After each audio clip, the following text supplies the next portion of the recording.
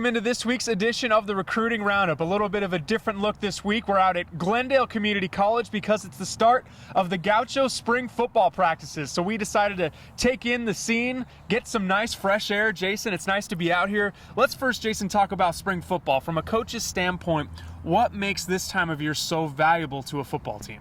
Well, you can see the kind of gains that your kids have made over the winter, your winter conditioning period. See what kind of gains those players have made, how fast they've gotten, how strong they've gotten. Plus, this time of year, there really is no pressure. You know, on Friday nights or on Saturday nights for us, there's a lot of pressure going on. You can actually do a lot more coaching, a lot more teaching with these kids and help with their fundamentals and just their base play. And then for an opportunity to work on your schemes as well before fall camp, so it's not day one you're hitting the ground running, right? Exactly. You're going to see a lot of the timing stuff with the quarterbacks and receivers as far as the 7-on-7, which is really big here in Arizona, you know, because we don't pad up like some of the other states. So the 7-on-7 scene here in Arizona over the last 5 or 6 years has really grown dramatically. So we're here at GCC. They're starting spring practice this week, but now let's get to the recruiting news. 2 commitments that have come down in the past week, and 2 very substantial players, some of the top of the 2015 class. The first one, Taran Morrison, Arizona's reigning leading rusher from a year ago out at Desert Ridge. He announced his commitment. Yeah, he committed to the University of Arizona,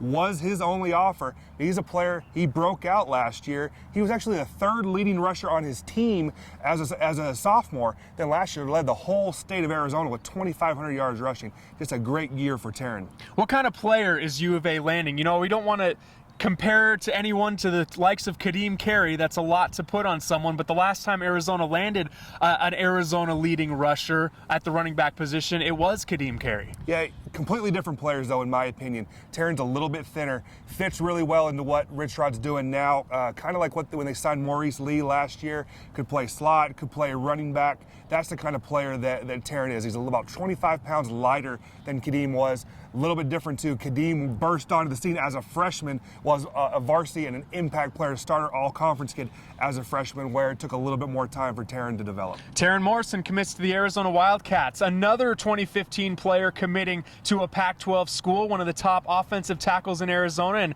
has been for a couple years now. He's been playing high school since a freshman-sophomore season at the varsity level. Jake Grant out at Horizon. Yeah, committed to Utah. Again, it was his only offer, but he went out to Utah's camp before his junior year. Very impressed very well. Their former offensive line coach, Dan Finn, who's also an Arizona product, now coaching at UC Davis. But Jake did very well at that camp. The new recruiter in Arizona has continued to recruit him, honored the offer, went out on an unofficial visit, and committed to the Utes. Now, we talked about last week, Jason, with Utah really making a push for some of the top in Arizona since they've been in the Pac-12. They've offered Cassius Pete and Caleb Pert. Last week, they get their first kind of domino to fall here. Is this an opportunity for Utah to really strike on some of the best that Arizona has to offer? Yeah, he's one of the top kids, one of the top 5 offensive linemen in the state, if not the top 3. But I've already seen Jake on Twitter texting or emailing some of these kids back and forth, Caleb Pert and Cassius Pete to name a few, trying to get those kids at least to come up and visit Utah. So congrats to Jake Grant, the talented offensive lineman out of Horizon, for his commitment to the University of Utah. And speaking of Utah, talked about the guys that they're going after. They offered another big prospect out of Arizona, Centennial's running back / linebacker Dedrick Young, who we have been talking about quite a bit this offseason. Because it seems like almost the entire Pac-12 has already offered Dedrick. He's going to blow up. He's a great kid, a great student, at a great program. He was offered as a linebacker by the University of Utah.